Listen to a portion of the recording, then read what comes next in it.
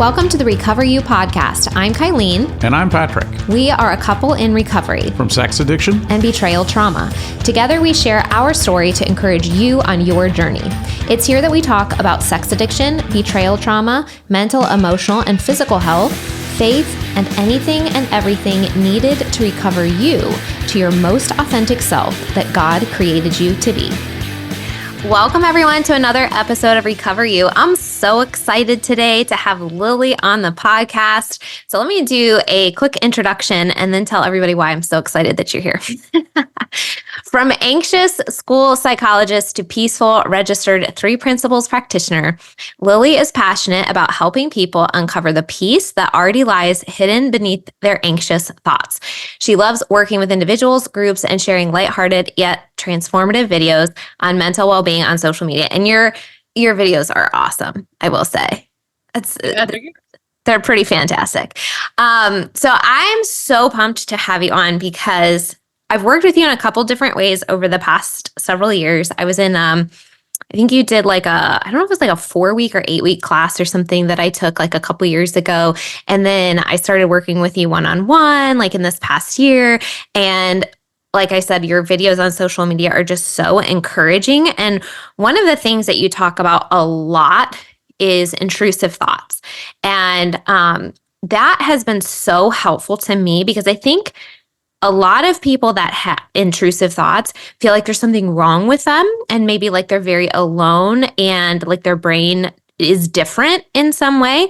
And we talk about this a lot on the podcast in terms of shame and addiction and all these types of things that when we have something sort of in our brain that we feel alone with and we feel ashamed about or scared of, it festers that way. But if we bring it out into the light and talk about it, that by itself often diminishes some of the charge that it carries, and we can talk about it and we can get support. And you do such an amazing job of sort of like destigmatizing like anxiety and intrusive thoughts. And so that has been incredibly encouraging for me. And I am so happy to have you on because there's so many times where I either like will share your video or tell people to go follow you or like within my friend group, I'll be like, okay, I'm going to Lily you right now. And I'll give some Lily advice and they know what that is. And you have had this real ripple effect. And I think what you've done is so impactful. And particularly in what we're going to talk about today, I think in the community of recovery and betrayal and things like that, intrusive thoughts can make things more sticky along the recovery road. So I'm really happy to have you here. I'm happy to share you with the world. So thank you so much for being here. Oh, thank you so much. And thank you for such a lovely introduction. So yeah, I'm just like super pumped. Like, I want to share Lily with the world. So, what I'd like to maybe start with is this has really been on my mind in terms of how intrusive thoughts can negatively impact recovery for people. Because again, I think there's this idea that there's something wrong with me. And I think it shows up in different ways from the addict in recovery and the betrayed partner. So I just kind of want to set the context so that people listening maybe go, oh my gosh, like that's what's happening to me. And then we can kind of talk about what do we do about it? Okay. Yeah. So one of the ways I think it shows up a lot of times with addicts is the morality piece comes in. They want so badly to be sober and to do the right thing that they get confused about the idea of a relapse versus an intrusive thought. Because again, I think intrusive thoughts are not things that are talked about often. So when they're trying to get into recovery and their thought life plays a part in their addiction, and then they have in recovery or sobriety, these random images or random thoughts pop up, if they're unaware of what that is, it can be very scary for them. And along with that, I think if a betrayed partner doesn't understand intrusive thoughts or OCD, which I think ADD and OCD probably like compound that, right? Like I think we're more, our spicy brains are more susceptible to it, right? Like there's quiet brains and there's active brains. I think active brains are more prone to like the intrusive thoughts, right? As I think if we're not aware of this, then a betrayed partner can also go, okay, well, that's totally, you are not sober, or that was bad, or they may not know always how to respond to an intrusive thought. So maybe we can just start with, what are intrusive thoughts, and how do you view them, and what makes them stick around and makes them so scary, and then why do they show up, and all that kind of stuff. So what's your perspective on, like, what are they? Yeah. Well, an intrusive thought is, an unwanted thought, because if it wasn't intrusive, it would be welcome, and it would kind of also, by definition, it sometimes can seem like it wouldn't fit what you'd want, or like it's not like in flow of like if you were like, what am I want for dinner? And you might be like, I don't know, do I want a salad? Oh no, maybe do I want a pasta? Like, and other thoughts would be coming that would be like in line with, ooh, what food am I going to be eating? Or like, what show am I going to be watching? And then an intrusive thought could be like, what if you stabbed your husband? You'd be like, what? And so, but everybody gets intrusive thoughts. Most people just don't remember them unless they're really funny or out of place. There's probably not one person in the world if they just don't remember them because they just let it go, but sometimes it's very common.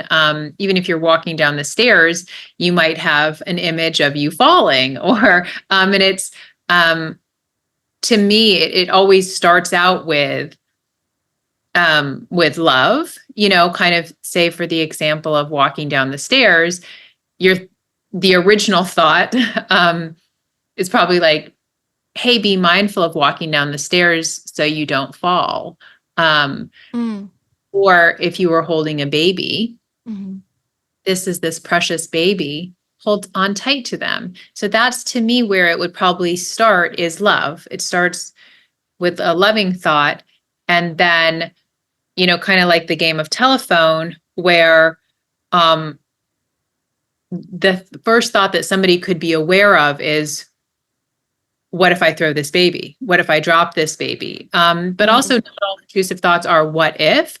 For some people, it could be drop the baby, and then they could get really scared because the feeling that they have is one of complete love and recognition of what an important task and how vulnerable this baby is that they're holding down the stairs, walking down the stairs. And the thought that they're aware of is dropping the baby. But so depending, to me, on so many factors, but a big one, I think, is the state of mind that someone's in, and also the understanding that they have. So if someone was, in a really good state of mind, like they had all their bandwidth, and they didn't even have to understand this, they had that thought, they dismiss it, they let it go, they finish walking down the stairs and don't pay it another mind. But if somebody was maybe in a more stressed or more vulnerable position, and they had that thought, they could have an innocent overreaction to it. And so why I see that intrusive thoughts get sticky is because people have an innocent misunderstanding of them, which I think kind of it's nice we get to clear it up today. They have a misunderstanding, and they think, why did I have that thought? And kind of to bring it back maybe into couples or like relationship stuff. There's so many topics that we could go off of. But it could even be, and sometimes it's just an image, or it's just anything like, somebody could be with a family member or a colleague and have a sexual intrusive thought pop up. And that's really common. And there's also so many things we could talk about there in terms of, I don't mean to take us off on a tangent either, but like a groinal response, because people's body responds to what is sexual in nature, not what somebody even wants, and so this maybe would be helpful. I don't know. And I think that's so good that you brought that up, because I think that goes right into like sex addiction recovery. And when somebody has, these thoughts can be very scary as they're going into recovery, because they go, what is happening in my brain, right? Yeah. And so I think sometimes the morality piece plays into it, where you were kind of mentioning, like, when we feel really good, which is like, I know who I am, like I have confidence in who I am, and you go, like I use the example, like you're driving down the road and you are going around a curve and then you're like, oh, like what if I run off the side of the road and down the mountain and die, right? Like that's an intrusive thought example. And it's like, okay, but if you know who you are and you go, oh, that's a silly thought, then you move on from it. But if you have any sort of sense of being a bad person or some like conflict there, right? So for like an addict in recovery, for example, a sexually intrusive thought, or even I love that you brought up that it can come from a place of love. So when you were saying that, I was thinking, so an addict that's trying to do all the right things and trying to get into recovery and trying to provide safety and all this kind of stuff,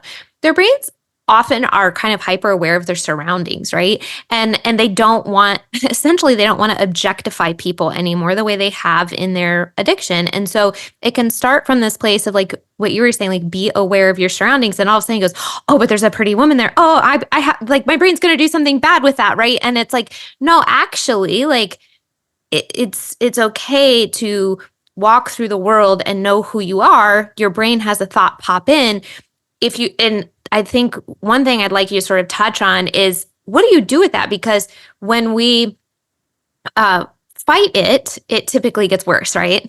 Yes. Well, I want to share a story too, because I also think sometimes what we're talking about here is just thoughts. And so actually having a conversation about the nature of thought is going to be even more helpful. So my mentor once had a client who came to her and he got married and he loved his wife so much and he did not want to think about another woman ever. That was what he wanted to show his wife, his love. And so what you said is we have this intention, but then we can become hypervigilant.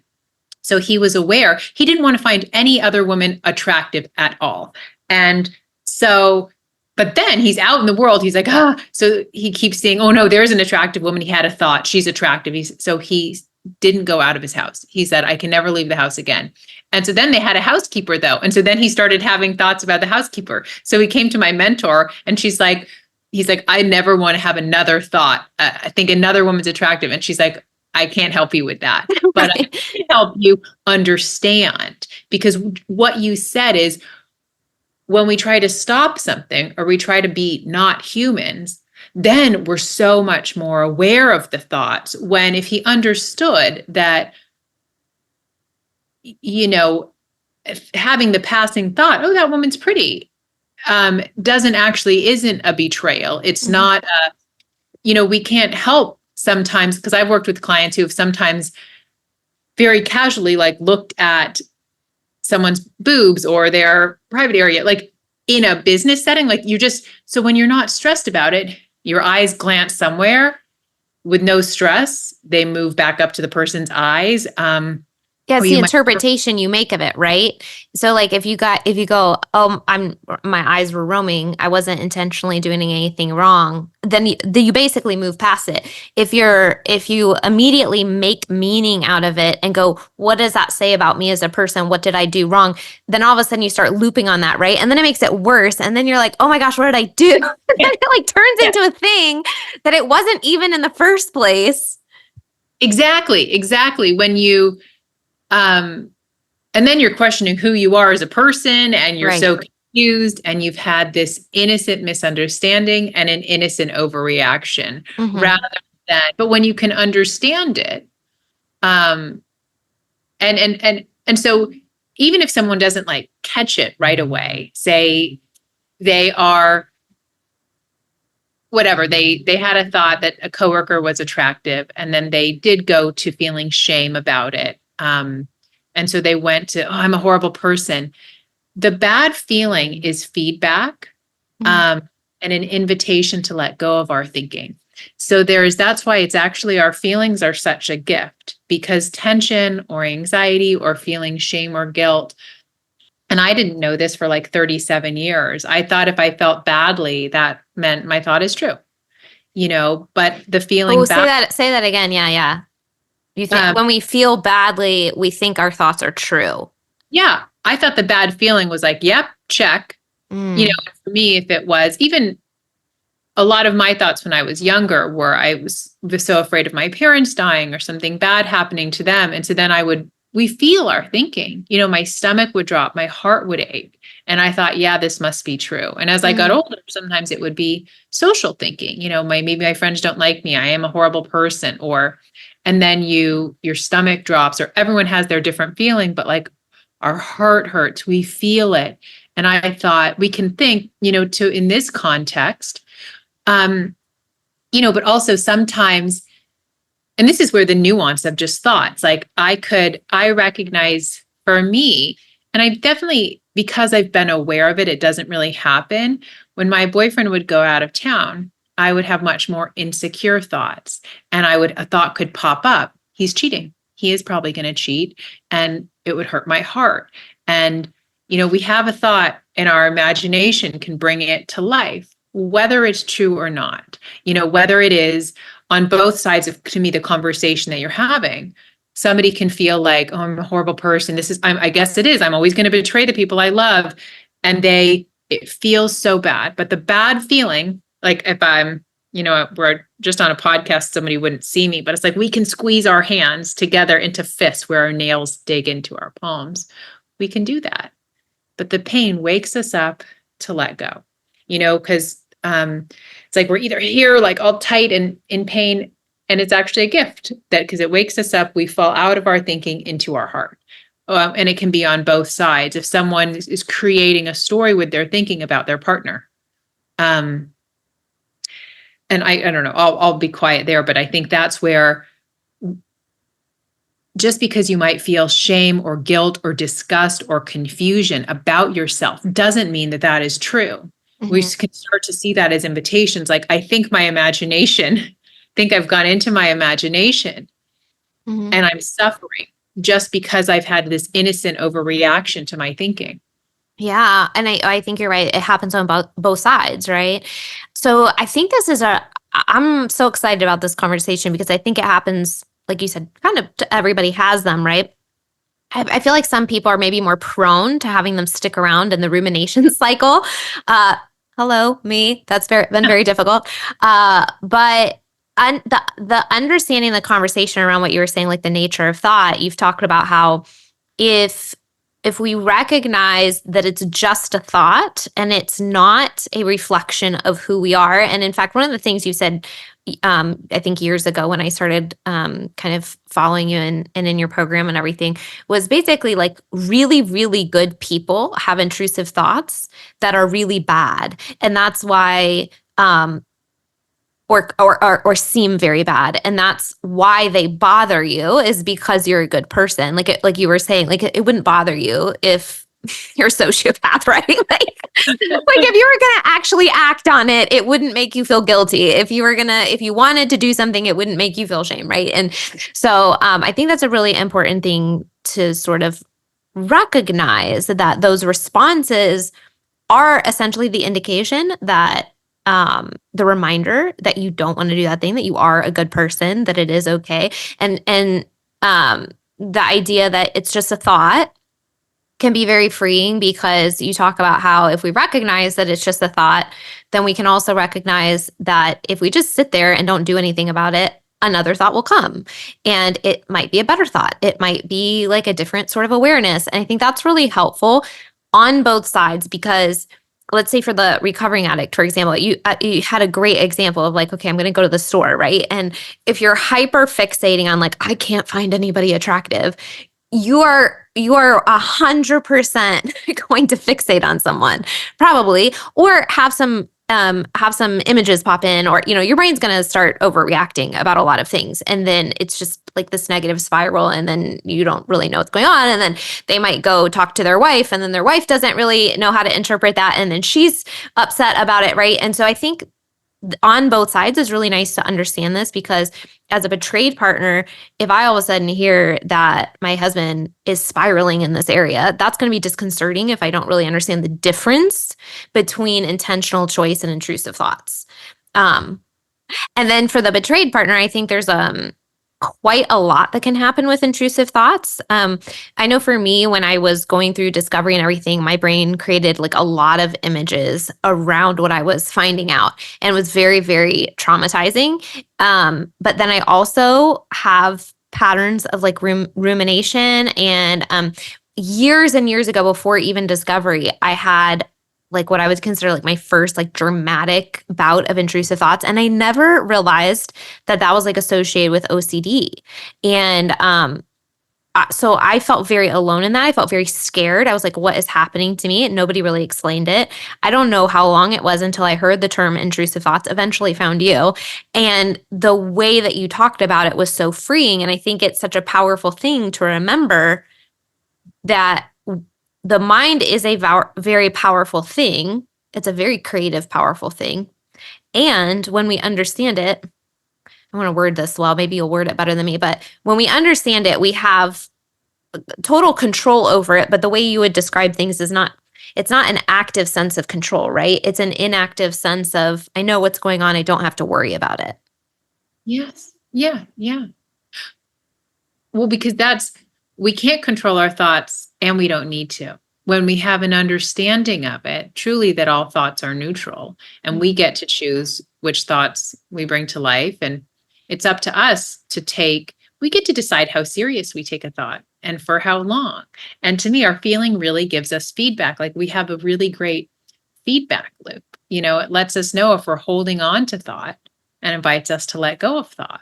And then we can just keep shopping in the grocery store knowing that we're one thought away from a whole new experience, and it is when we just have somebody's like, I don't want to get any treats at the grocery store. Then all they be thinking about is treats. But they might have that thought.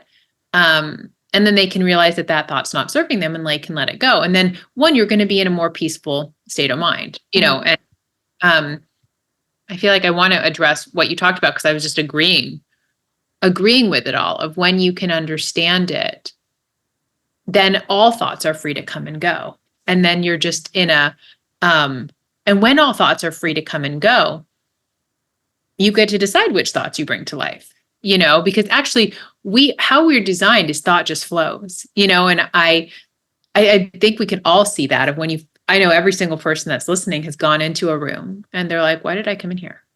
And you have to wait a minute and then you remember, one example, I was dog sitting my old dog and we ran out of poop bags. And so it's a kind of a pretty important thing. You want poop bags when you've got a dog. And so I walked back in and I remember thinking, get poop bags. And I thought of it as I entered the door and then the thought flew out of my head because I was inside. So on the second walk, I'm like, oh my God, I forgot poop bags. And I'm like, get poop bags when you get inside. Completely forgot again. I'm on my third walk.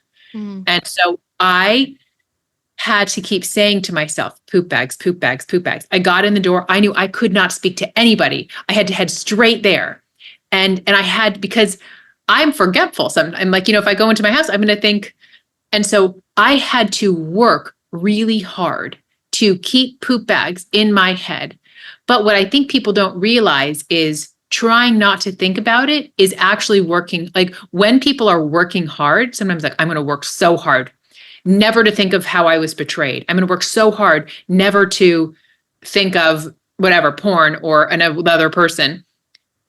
Well, is so innocent. And we're like, oh, because sometimes I think people can be like, I was working so hard never to think about that. But our brain's like a computer. It doesn't think, don't think about poop bags. Mm-hmm. The subconscious doesn't hear the negative. So the more you think don't, your subconscious doesn't hear that. It hears the rest of the sentence.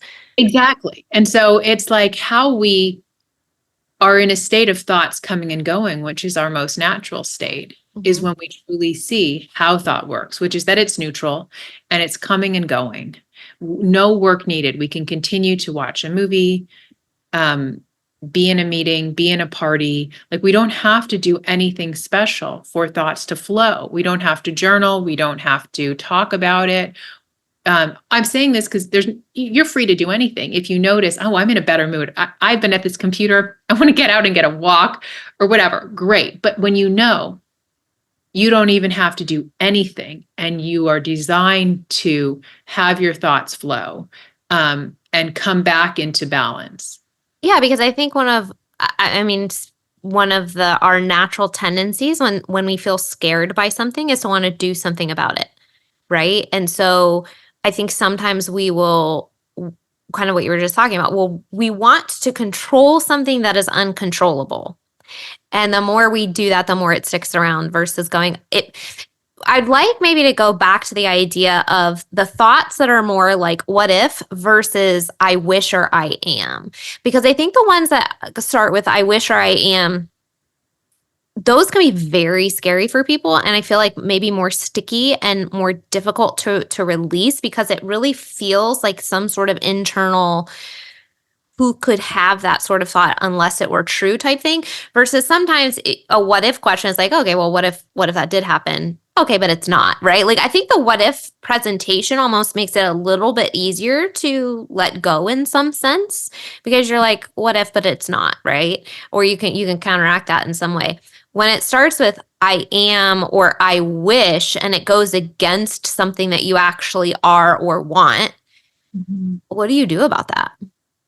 The same thing, because it's all the same, but I'm so happy you brought it up because a lot of people have it, or sometimes I have had people who have had a command about it, so it can feel like, kiss her, kill him, or, I want, I know trying to keep it to the conversation that we're having here for your audience, or it can just be an image of maybe you doing something. And so having an understanding, so it's all thought, even an image, because thought can be thinky thoughts or images of our partner doing something, of us doing something, or I wish my partner did this, or I wish for this to happen.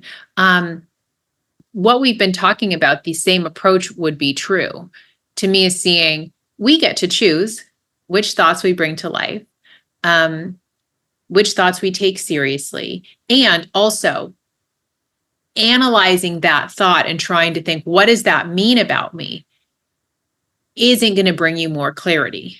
It's not going to bring you peace of mind. And also, they want to punish themselves, but I can't let myself off the hook, which I'm kind of happy that we're talking about it because sometimes what can happen is people have an understanding. So sometimes they don't have a bad feeling about it, the thought anymore. And then they're like, oh, does this mean I want it? Does this mean now that I didn't be filled with self-disgust and anxiety, like now I must want to cheat? Now I am a horrible person for real. Horrible person. And it's like, no. So that's a really common stage is when people start to have an understanding. They don't maybe feel as horrible when that thought, whatever it is, what if I am, I want, an image pops up. It's super cool because there's like sometimes no reaction because you understand it. That's great. Just as to me, there's never a reason to go and analyze and get lost in our thoughts, and I've probably done this with you when we talk, but I love it with the snow globe. So if someone's just listening, it's like when you shake up a snow globe, there's all this snow. And if we think of that as our thoughts, Michael Neal is the one that said that to me. I'm never going to see more clearly by thinking more, and in the video, I'm shaking up a snow globe. But I think when we can see which thoughts we want to validate and which thoughts, and I think because people think, well, that's very helpful because I'm going to have more clarity if I analyze it. Why did I have this image? Or why did I think I want? Why didn't I have a big reaction? I used to feel horrible when to me, going into your thinking isn't going to be helpful there. I think it goes back into like the idea of like knowing who you are as a human being, right? Like, like I'm scared of knives, right? And so I don't, you pull out a knife in the kitchen and I'm like, watch out, it's 3 feet away, like kind of walk around people, right? That kind of thing. And so, let's say you have a thought of like, you are going to be stabbed or you're going to stab someone because you have a knife in your hand, right? But like, that's not who you are. You 100% with certainty know that that's not going to happen. Then that's a really good example of that thought just being a thought. And one of the things I love that you brought up the snow globe because you talk about when the snow calms down, that's typically where insights will come in, right? And so it's like if we instead of giving the thought power, if we just let it go through, then it calms down and then we can move on. But another thing that you mentioned to me in one of our calls was the idea of the spiritual body versus the physical body, and the brain being part of the physical body. And when you take a higher perspective and really kind of bringing it back to the identity piece, if you have like a spiritual understanding of like who you are as a human being, then you can look at thoughts and things like this happening as, oh, that's how my brain works sometimes. And then when you can look at that, and I've used this, and I love that you kind of put it in this context, because it's really helpful for me, because a thought will pop in and I'll go, oh, that my brain is being so cute. That's just my brain being my brain, and you put context to it. And so I think it really, so much of it comes back to the story we tell ourselves, or the meaning that we assign something. And so if we assign it no meaning, it doesn't mean anything. If we assign it meaning, then all of a sudden it's scary and bad, and we're going to hyperfixate on it, and we're going to ruminate on it. But if we go, oh, that's just like, it's just a thought, or, oh, my brain just was being my brain, and then that can be so helpful. Yes. Yeah, I love that. Well, because also what we're talking about now is just thoughts. And you might have your first thought, like if somebody did something mean to one of my children, I might have a horrible thought about that kid.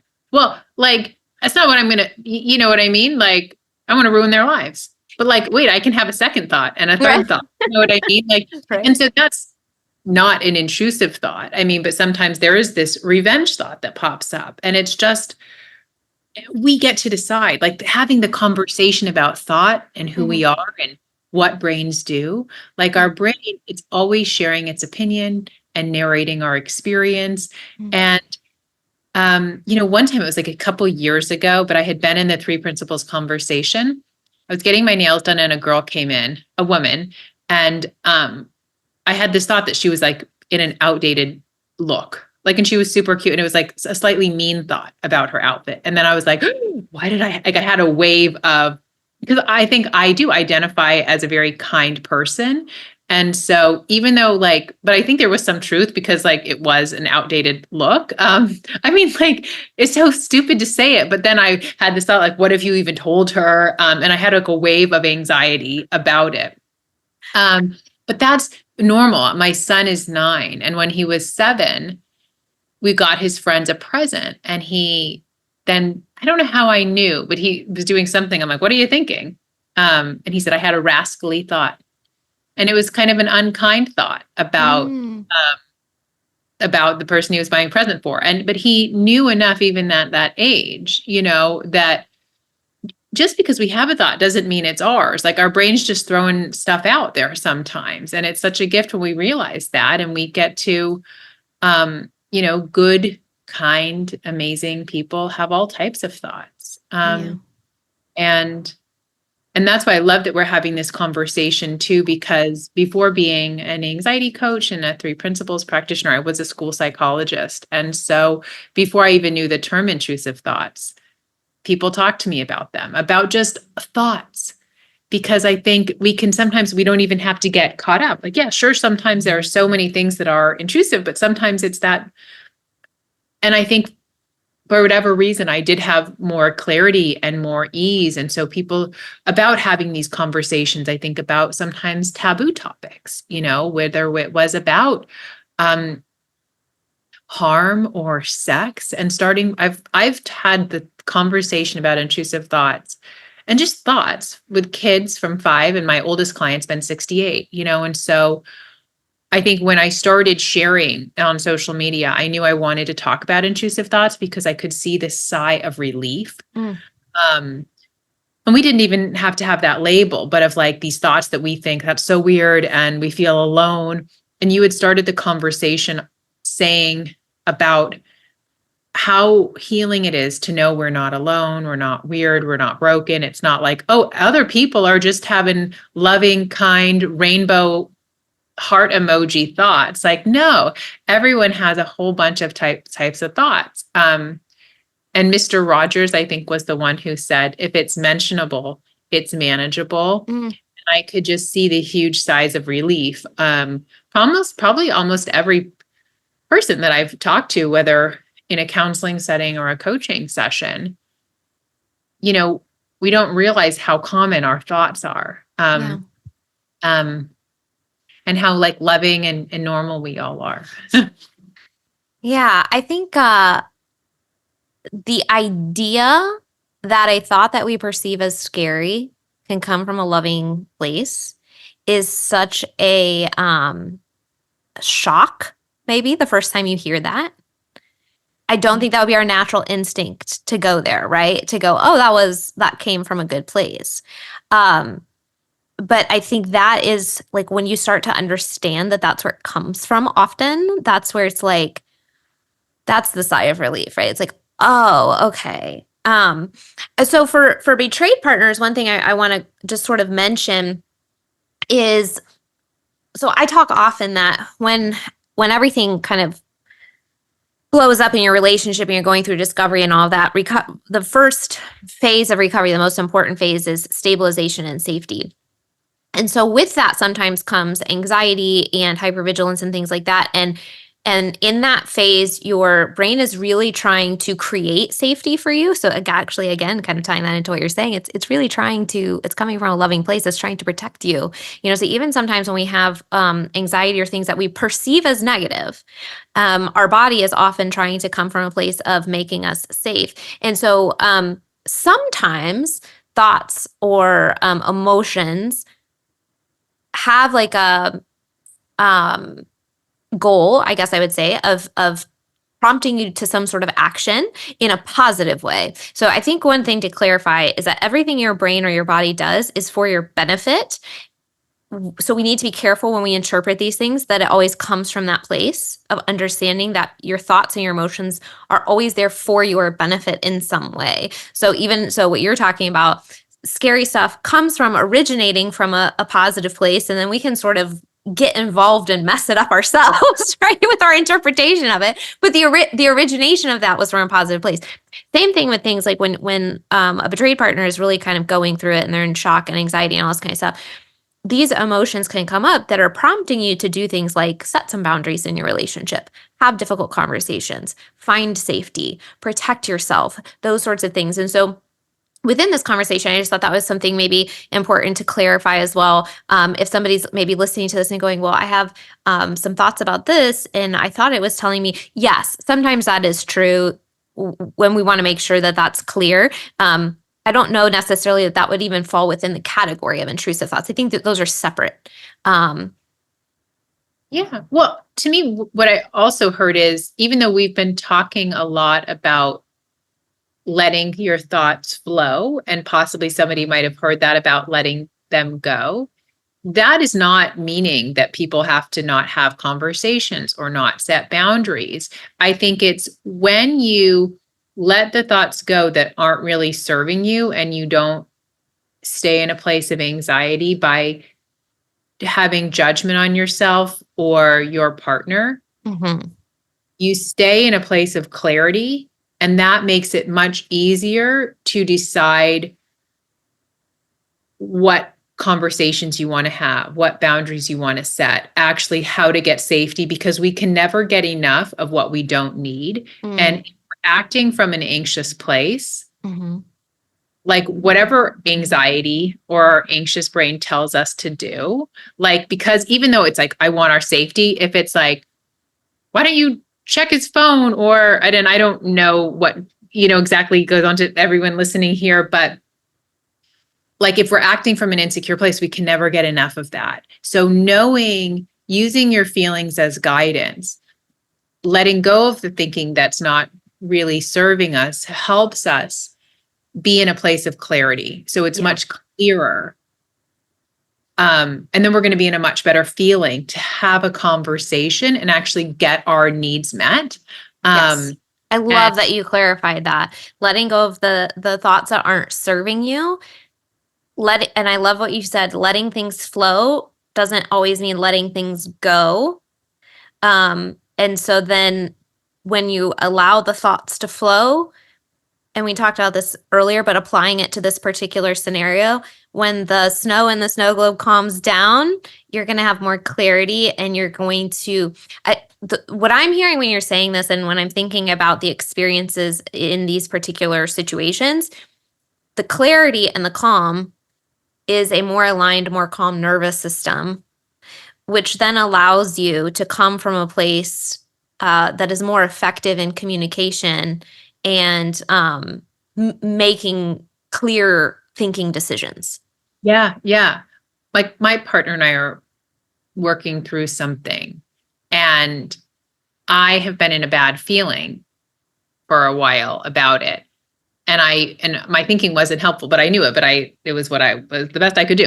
But I've been in a better place. And because I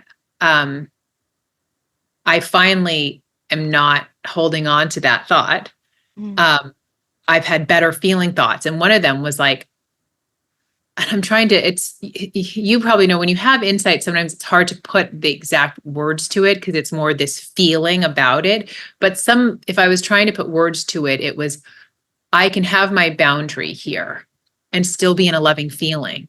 Like I don't have to be mad and miserable, because I do think like I would hold on to thoughts about him, but it actually hurt me. And so I realized I don't have to be miserable to get what I want, because I thought until just recently, I thought by me having a boundary, I had to be miserable. Like it sounds so silly to say it, but like I had to be unhappy and withhold love. And in a clear state of mind, I can see, oh, I can be in a loving feeling in a clear head and still have this boundary and I don't know if that's kind of coming through. Yeah. Oh, I don't have to be miserable and withhold love for him or our relationship. I think all of the ways that you describe things and kind of talk about how the brain works and how we approach thoughts and things like that, I think it's a very empowering place to come from. Because I think when you are, how do I word this? I think when you are calm and aligned in your nervous system, you actually have more power. I'm not saying power over another person, but you have more positive energy. You have more power in terms of you feel grounded, right? You feel solid. You feel confident in who you are. From that place, we make good decisions. We make good decisions that protect ourselves. We make good decisions about the conversations we have. And that doesn't mean that those conversations have to be elevated and escalated and charged to be effective. In fact, I would say most often when we come from a more calm, aligned place, that's when our thoughts and our thinking and our communication is much, much more impactful and effective. I had someone I talked to once term that as quiet power. And that always stuck with me because I was talking to her one time and I said, I think I was struggling with something with Keegan at the time. This was years and years ago. And, we would sometimes butt heads and that sort of thing. And our relationship was just, it struggled in that way sometimes. And, I think it was very much kind of this idea, and she termed it quiet power. And it's like, quiet power, like, you don't have to come across loud. You don't have to come across quote unquote overpowering to be powerful. And so you just think about like the people that come across as the most impactful, the most wise, come from that calm, safe place. Yeah. I absolutely love that. And I think when our thoughts come from that place, like our wisdom and common sense, I probably have used that analogy that I heard from Jack Pransky, that our wisdom is like this gentle flute. And our anxious thinking or the other thing is like this loud brass band. And I love that you said that, this quiet strength, quiet wisdom, quiet power. That's like our wisdom, and it's just solid. It's there, but it's not the loudest voice in the room. And sometimes those thoughts that are really loud aren't the ones worth listening to, and so I just had a client right before this she's new to the 3 principles conversation, and she was starting to see, oh wait, maybe she thought she had to get herself really worked up to set boundaries. And she's starting to realize just everything that you said, like, oh, maybe I can be quiet and grounded and set boundaries. Because then sometimes when we get worked up, we say things that we regret, and we set boundaries in a way that we regret and we want to repair from. And it's that's so true. Yeah. Anytime I feel like I'm like super charged or like defensive, even if I'm trying to be calm the way I'm coming across, but if it's internally, I'm like really defensive. I'm like, that did not feel good. It just doesn't feel good. It doesn't go as well as you want it to go. Yeah. And I'm just seeing this in my relationship in this one area. And that's why it's like there's so many opportunities for our understanding to go deeper, because this was just something. And I thought I was making it more black and white. Oh, either I had to let go of something important to me, and or be in a loving feeling, or let go of this. And it was like, no, this both, and I can be in a loving feeling and have this thing or this boundary too. And it was like, I mean, it seems so silly, but I keep having insights, and my understanding keeps going deeper. And it was like, and that's new for me and it's still unfolding. And I think where I'm at now, I'm more okay with things being slow. I have more patience. I used to be very uncomfortable, I think, in the gray, like whether it was my own mental health feeling gray, but 100% gray in relationships. No. And it's like, oh wait, no, I'm okay that sometimes things in relationships can be wherever they are and they can work their way out. And it's okay to be in this middle of things. And even in the middle, I don't need to withhold love or ruminate about something. And I didn't mean to go off on a tangent, but no. I was seeing personally, like, and so I think it's a really cool thing to see. Mm-hmm. Do you have a couple more minutes for just a couple more questions? Okay. Do you have time to just summarize your 3 principles practitioner?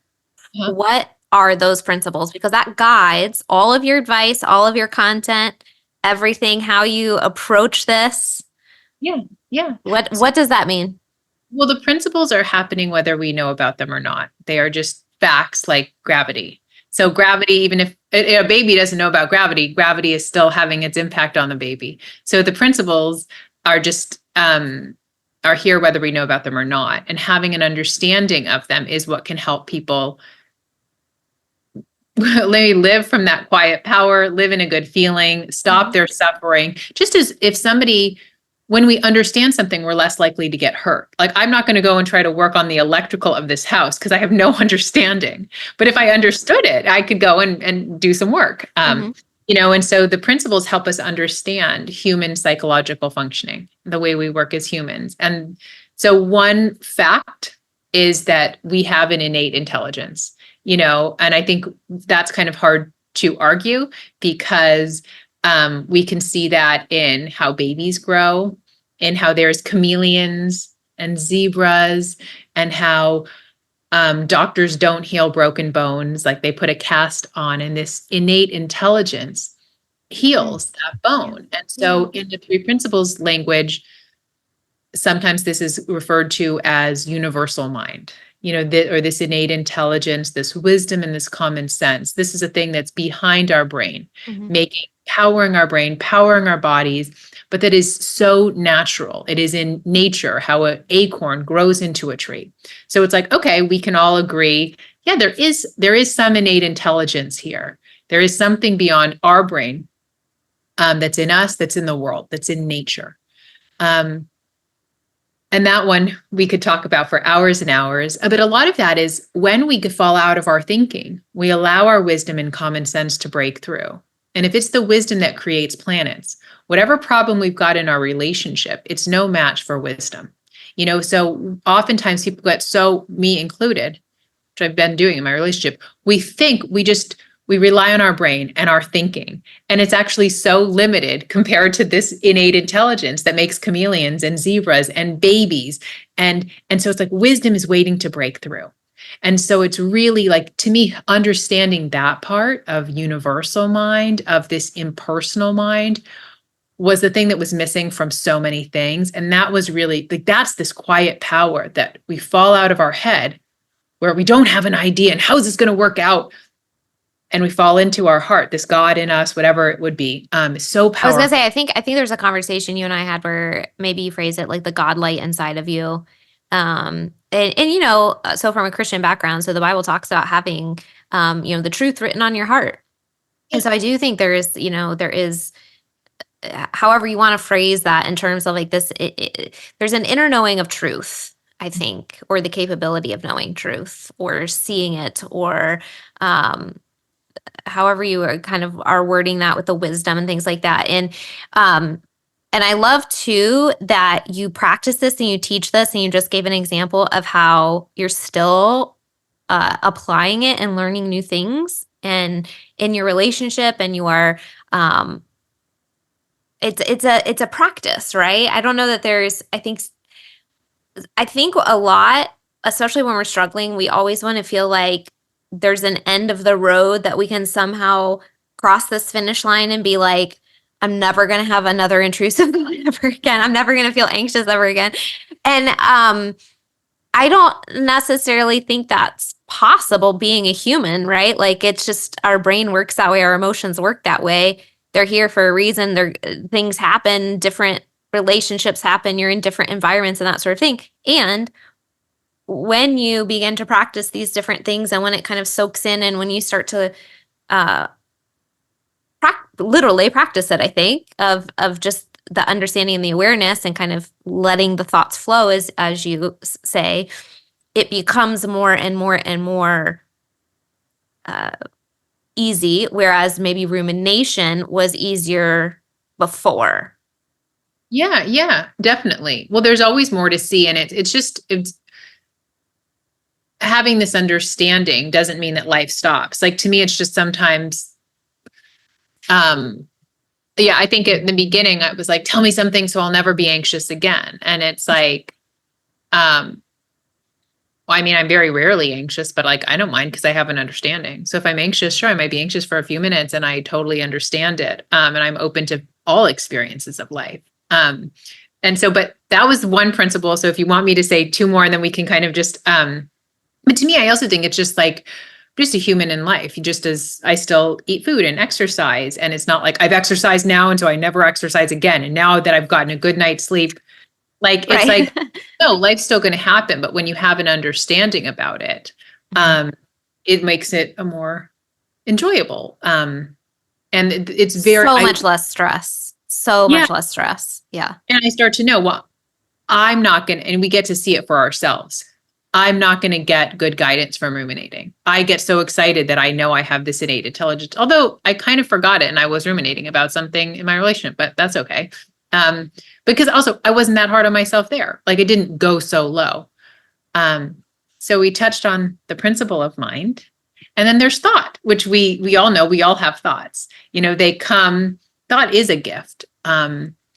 It's, on the topic of intrusive thoughts, if someone was wanting to write a movie, they get really excited that they had this thought about cheating, that makes it for a great script, or whatever, or harm or anything. They're like, oh, great idea. So all thoughts really are neutral until we breathe life into them, and so the principle of thought is that thought kind of comes from nothingness, and it can be a thinky thought, like, I am hungry. But actually that thought could also be a sensation. Sometimes people that are musicians might get notes in their head, or if they're a dancer, like, well, they just see some dance moves. And so it's images, it's thoughts, it's pain we experience via our thinking, memories. So it comes from nothing and it comes into our consciousness and then it goes. Because the nature of thought is that it's fluid, just as the nature of water is that it's wet. Fire, it's hot. Thoughts, fluid, flowing, transient. And so that can also tie into the third principle of consciousness, which to me has two parts. Consciousness brings our thoughts to life. So if I was getting my wisdom teeth out, or when I did get my wisdom teeth out, I was unconscious. I wasn't aware of my experience. Life was happening around me, but I wasn't conscious. So I don't know if I had thoughts then. I don't know what happens, but whatever. That's okay. Consciousness brings our thoughts to life, whether they're true or not. If there was a big commotion downstairs, who knows? Maybe my thought was like, oh my God, is someone breaking in? I would have a response to that. Probably like I would have a stress response. Mm-hmm. I would get startled. That would happen so quickly, or if somebody in the context that you're talking of say they heard I can hear my boyfriend when he gets a text on his computer, it goes ding. So there was one time, this was a true story. He was on an airplane and almost always, actually until then, he'd always call me every time before takeoff.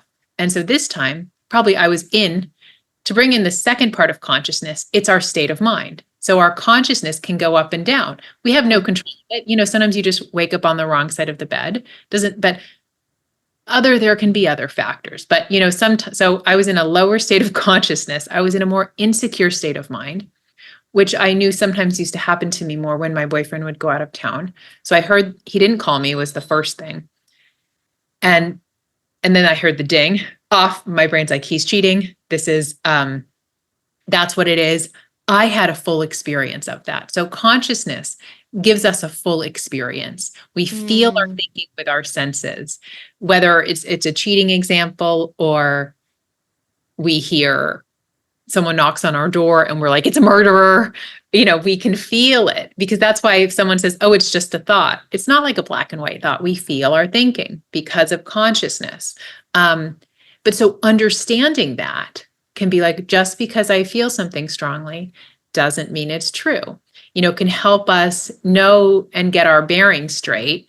And also when we understand our state of mind, say, for example, you might be like me, or who knows, I don't know how I'll feel next time my boyfriend goes out of town. But in the past, sometimes I'm in a more insecure state of mind. So I'm definitely going to take my thinking with a grain of salt, or sometimes around my period, or if it's a hormonal thing, I might be in a more insecure state of mind, a different state of consciousness. And when we understand that, it's not a problem, because we are like, okay, I'm going to take my thinking with a grain of salt. My thinking and my feeling can help us kind of understand that, because consciousness changes. And when our consciousness rises, something that looked like a problem might not be a problem. And also we just might have better thoughts or a better thing to deal. The same thing can happen. If someone's in a really frustrated, horrible state of mind and they stub their toe, it can be like, oh. And if you're end of the world, your friends are coming over and you go to get the pizza at the door and you stub your toe, you can brush it off. Yeah. So I think, to me, those are the three principles, and having an understanding of those and how they interact in our lives can just be really helpful. Oh, totally. Absolutely. I think understanding thought, the way you explained it earlier, so I don't know if I'm going to word this correctly, but I think the second principle, when you're talking about thought flowing, I think sometimes when you understand that well enough, it almost stops the third one from coming into existence, the bodily reaction to the thought, right? And so, but then sometimes it just happens. Like there are certain things that are, maybe super triggering for you, or, you're very tired, like you were saying. Like I definitely think and that would be very applicable to betrayed partners in the first, 6 months or so, where they're just very on edge and their nervous system is really raw. Like there's going to be a lot more rumination that's more likely, and it's going to end up in that third phase where it's like my body is activated and things like that. And so I think when you understand the second point, sometimes that may prohibit the third from happening, all the body sensations and the activation. But when we understand what's happening, sometimes it can shorten it, or it will allow the experience to move through maybe more quickly or in a more calm way. And then I think always going back to the first one, sort of recognizing, that there is this intelligence. Our brains and our bodies do have the ability to heal. We are okay. We will be okay, almost regardless of what's happening in life, that that it will be okay. And that there is that innate healing and recovery that is available, even when things feel very scary in our brain. Because I have been in places with my brain, and I know you have been as well. And we didn't have time to really go into some of your recovery stories, but please follow her on social media, because she talks about like all of these very encouraging transformations of clients and personal experience and stuff. But I know that in several different personal experiences in my own life, my brain has gone to like the depths of fear and just absolute, like, I don't understand why it's thinking this way. And the fear then just perpetuates it. And so I think having these understandings and having this awareness around it has been so incredibly helpful for me. And you've played such a huge role in that, Lily. So thank you. But I hope that this is encouraging for humans listening to this podcast, because I think everything that we've talked about is a human experience, right? And so I don't know that any of us are necessarily immune to this. I think maybe there are people that are more susceptible, perhaps, and that goes into what we were just talking about, where you're at in life and what has happened, and all these sorts of different things. But it's a human thing, and so congratulations if you have a scary thought, you're a human. Yeah. Welcome to the human experience, and follow Lily because she'll help you not be scared of it. Oh, well, thank you. Yeah. And I think when I was thinking of like my Peace from Within community, I went to be like, I guarantee you'll feel less alone, because it's, I think, but no, we know, like that is such a big sigh of relief to know nothing's wrong with us. We're not alone.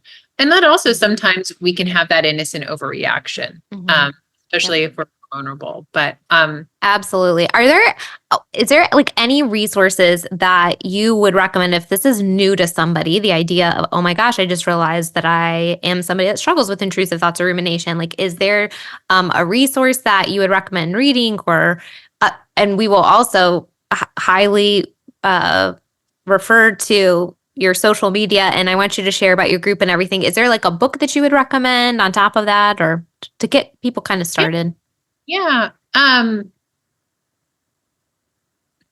trying to think of what, there's one book that I love so much. I do know that there is a bit of betrayal in it, in the story. So I was being mindful about that, of wanting to, because actually I knew that was something that I had more worries on. So even when I read that book, when there was betrayal in it, I was like I almost I took a break for a day of the book, but I love it so much. So I'm just going to say that book, and everybody can use their own discretion of just know that that is a part of this true story in a book. It's called Seduced by Consciousness by Jack Pransky. And I think he does such a beautiful job of describing the principles, and to me, the way that consciousness brings thoughts to life. And there's a lot of beautiful discussion on relationships.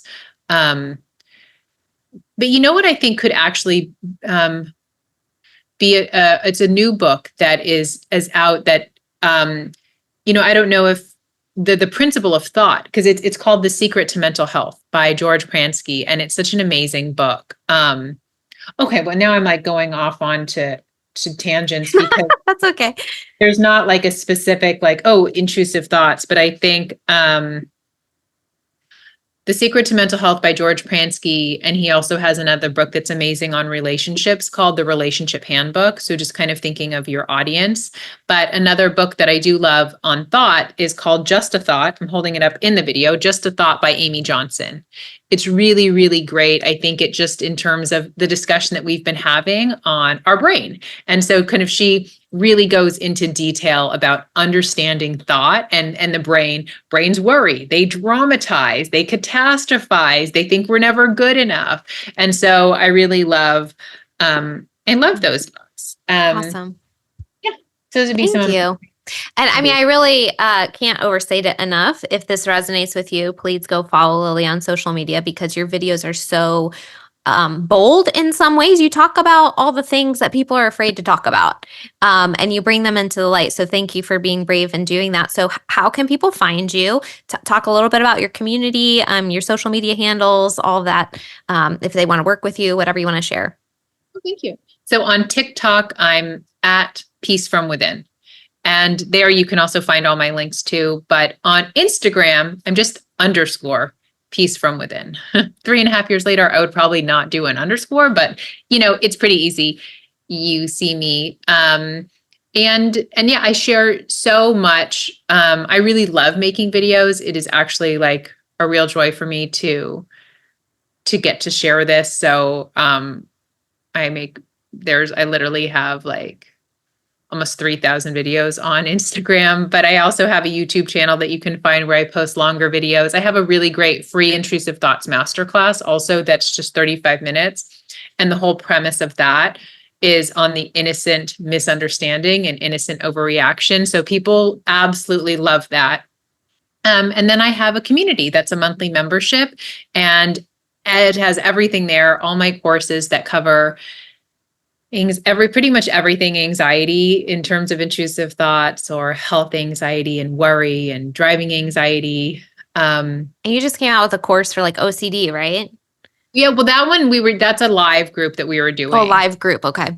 And so, but there's so many resources in the community that's so helpful for OCD. And also you can try it free for 3 days. And so you can go and there's so much on intrusive thoughts if you want to just watch it all. Yep. I will highly recommend. So we'll put some links in the show notes as well, so people can kind of click those and take a look and follow you. But really, truly, thank you so much for being here. I'm sure you hear this all the time. I know you've made such an impact on so many people's lives just by your willingness to talk about this out loud, and then even more so coaching people and offering the groups and that sort of thing, and just bringing compassion to a place in people's lives where they feel very afraid. So thank you for doing what you do, Lily. I just appreciate you so much, and thank you for being on the podcast today. Thank you so much for having me. And I feel like the same would be probably true for you. Everybody that's listening is like, hey, that's you. That's what you do for me. Right? Thank you. Thank you. Woohoo! If you're listening to this, it means you've made it through an entire episode. Part of recovery is spending time engaging in healing and self-growth activities. We are thankful that you chose our podcast to be one of those activities today. Make sure you reward yourself for that accomplishment. If you've enjoyed this episode or this podcast, we would love to hear from you. Please take just a few moments to leave a rating and review, letting us know your experience with Recover You. We not only love hearing how these episodes are helpful, but ratings and reviews help others just like you who are searching for recovery information and support find the podcast too. We can't wait to hear from you. See you next week.